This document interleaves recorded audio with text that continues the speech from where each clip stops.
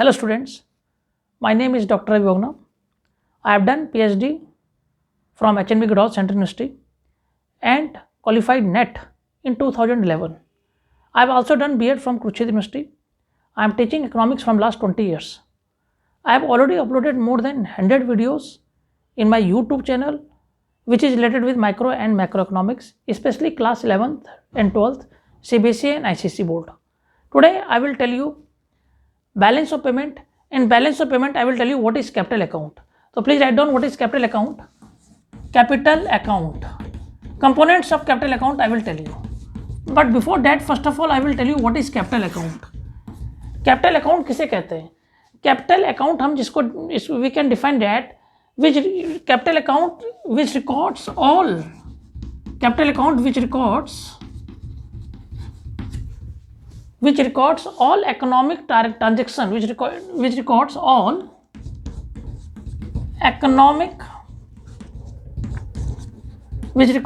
economic transaction.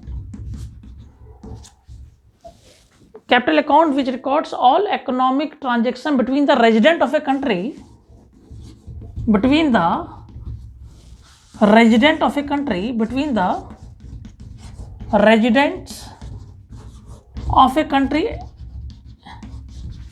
and rest of the world,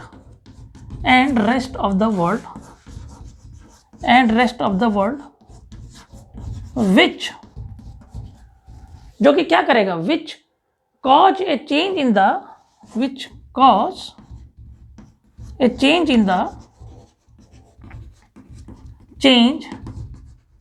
the assets and liability of the government.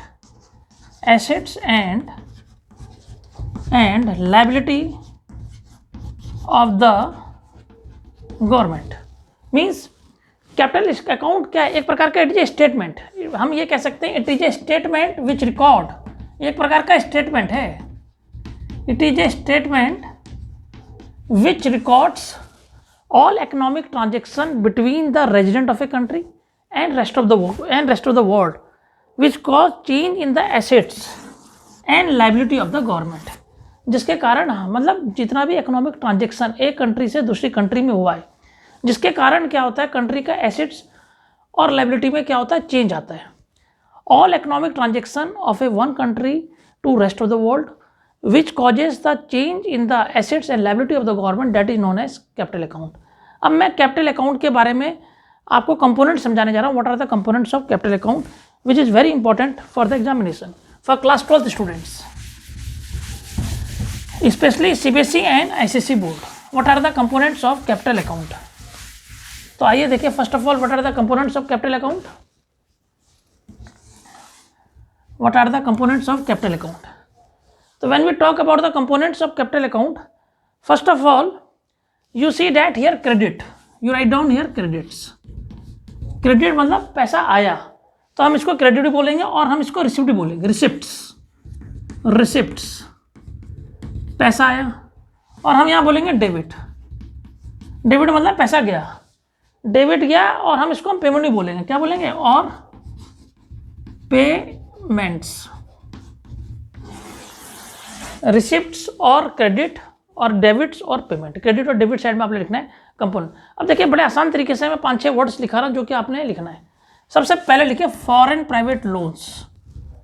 Foreign private loans, अगर foreign private loan आएगा, foreign private loan अगर विदेश से loan आएगा, foreign private loans, जो कि कहाँ आएगा, क्रेडिट साइड आएगा. क्रेडिट साइड में प्लस होगा, यहाँ पे और है, बड़े ध्यान से समझिएगा. रिसिप्ट्स और क्रेडिट्स, फॉरेन प्राइवेट लोन आएगा तो क्रेडिट साइड में होगा. और repayment of private loan, repayment अगर हम क्या करेंगे, रीपेमेंट करेंगे. रीपेमेंट ऑफ प्राइवेट लोन्स अगर हम क्या करेंगे, रीपेमेंट करेंगे. क्या करेंगे, रीपेमेंट. प्राइवेट लोन को रीपेमेंट करेंगे from foreigners. Repayment of private loan from foreigners.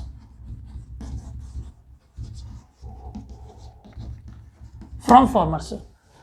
Repayment of private loan from foreigners, अगर रिपेमेंट करेंगे, फॉरनर्स का पैसा वापस करेंगे तो डेबिट साइड में आएगा.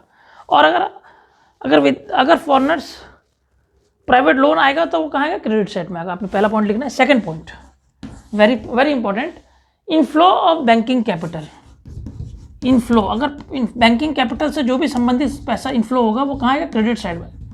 Inflow of banking capital. Second point, outflow of banking capital, outflow of banking capital, outflow of banking capital, inflow of banking capital, outflow of banking capital. Loan received by the government, third point, loans received by the government, government से जो loans आता है वो यहां पे आएगा, loan received by the government, loan received by the government. भैया अगर पैसे गवर्नमेंट का लोन रिसीव्ड हो रहा है तो यहां आएगा।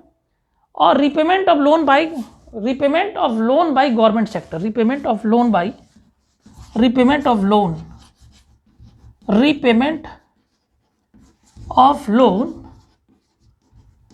मैंने कहा रीपेमेंट मतलब लोन को रिपेमेंट करना, repayment of loan by government sector, by government sector, repayment of loan by government sector, तीसरा पॉइंट हो गया।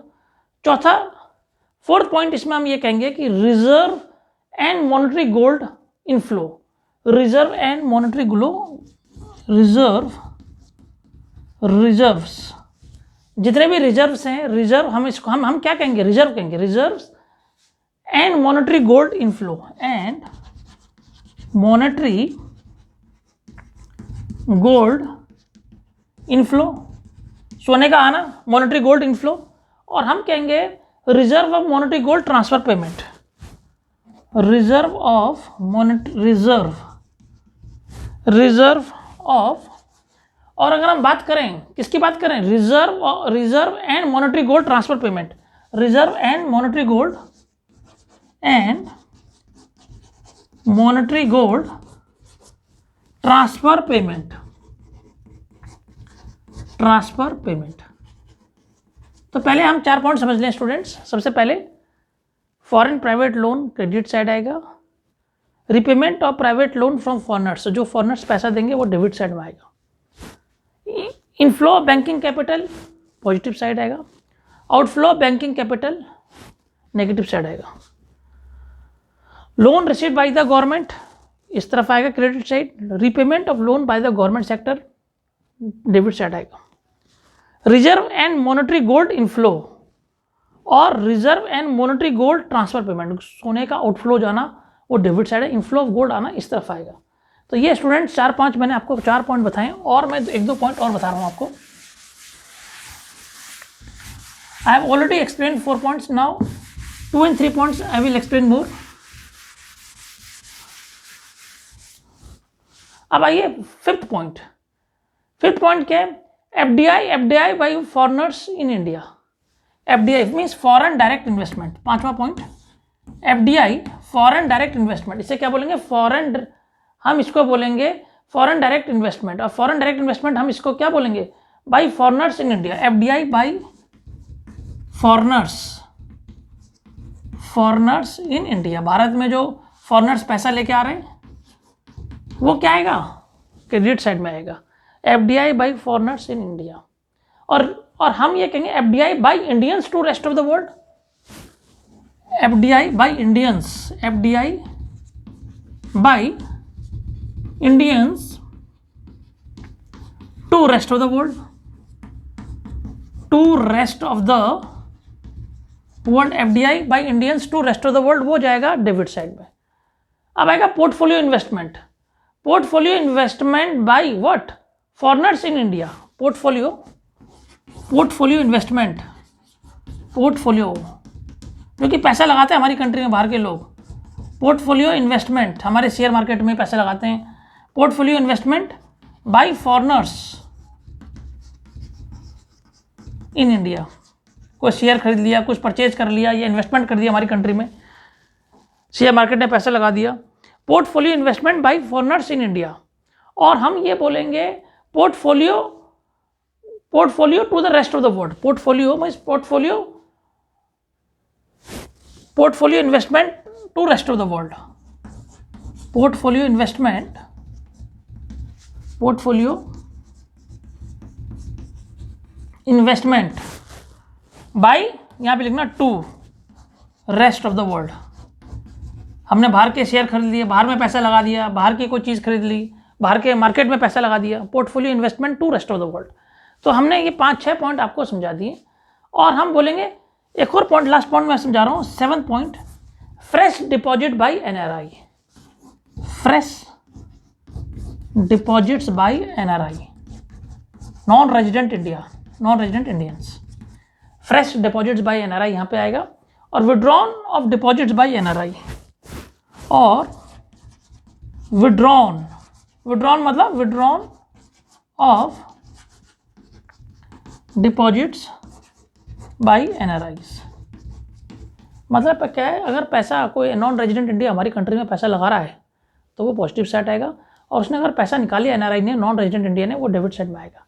तो स्टूडेंट, इस प्रकार से मैंने आपको आज बहुत अच्छी तरीके से कैपिटल अकाउंट को बहुत डीपली समझा दिया कि फॉरेन डायरेक्ट इन्वेस्टमेंट आएगा तो यहाँ आएगा, और foreign direct investment by Indians to rest of the world करेंगे तो डेबिट साइड में आएगा। Portfolio investment by foreigners in India Bharat में आएगा तो इस तरफ आएगा। Portfolio investment to rest of the world, अगर हम भारत विदेश में शेयर मार्केट में पैसा लगा रहे हैं, कहीं शेयर खरीद रहे हैं, कुछ खरीद रहे हैं, कुछ भी इन्वेस्टमेंट कर रहे हैं, तो वो इस तरफ आएगा। Withdrawn of deposits by NRI वो डेबिट साइड में आएगा, और फ्रेश डिपॉजिट बाय एनआरआई इस तरीके से वो कहाँ, क्रेडिट साइड में आएगा। तो स्टूडेंट्स, ये क्वेश्चन बहुत इंपॉर्टेंट है, और मैंने इसको अक्सर पाया गया, components of balance of payment, बहुत ही इंपॉर्टेंट क्वेश्चन है। तो you should know what are the components of balance of payment. मैंने बहुत अच्छा तरीके से कंपोनेंट्स ऑफ कैपिटल अकाउंट, इससे पहले मैंने बैलेंस ऑफ पेमेंट करा दिया, ये कैपिटल अकाउंट है, components of capital account. Components of balance of payment में ऑलरेडी करा चुका हूँ, जिससे मैंने करंट अकाउंट और कैपिटल अकाउंट मैंने करवा दिया। इसके बाद मैंने आपको components of balance of payment करवाया। बहुत ही इंपॉर्टेंट टॉपिक है, और ये कई बार मैंने यूजीसी नेट में भी देखा है, और मल्टीपल चॉइस क्वेश्चंस आते हैं, और कभी कभी वो पूछ लेते हैं, इसमें यूजीसी नेट में पूछ लेते हैं क्या गुड सर्विसेज कैपिटल अकाउंट में आता है, तो good services in unilateral transfer जो है करंट अकाउंट में आता है, वो कैपिटल अकाउंट में नहीं आता।